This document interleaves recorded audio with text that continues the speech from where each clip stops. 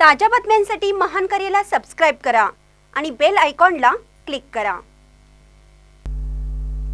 Drainage तुंबत असलेल्या सर्व भागांचा सर्वे करा। उपायुक्त सोमनाथ आढाव यांचे बांधकाम, आरोग्य व पाणी पुरवठा विभागास आदेश।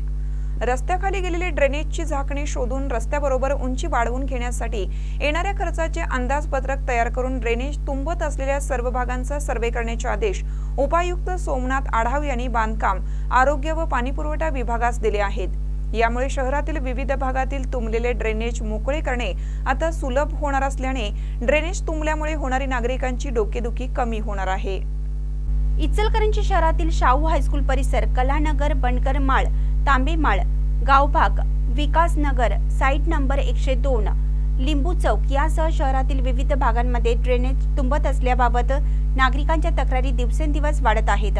परंतु रस्त्याचे डांबरीकरण झाल्याने ड्रेनेजची झाकणे ही रस्त्याखाली गेली असल्याने तुंबलेले ड्रेनेज काढण्यासाठी प्रशासनास अडचणी निर्माण होत होत्या। परिणामी कर्मचाऱ्यांना नागरिकांच्या रोषास सामोरं जावं लागत होतं। महापालिका उपायुक्त सोमनाथ आढाव यांनी ड्रेनेज लाईन असणाऱ्या सर्वच रस्त्यावरील तसेच रस्त्याखालील गेलेल्या झाकणांचा सर्वे करून शोध घेण्यात यावा।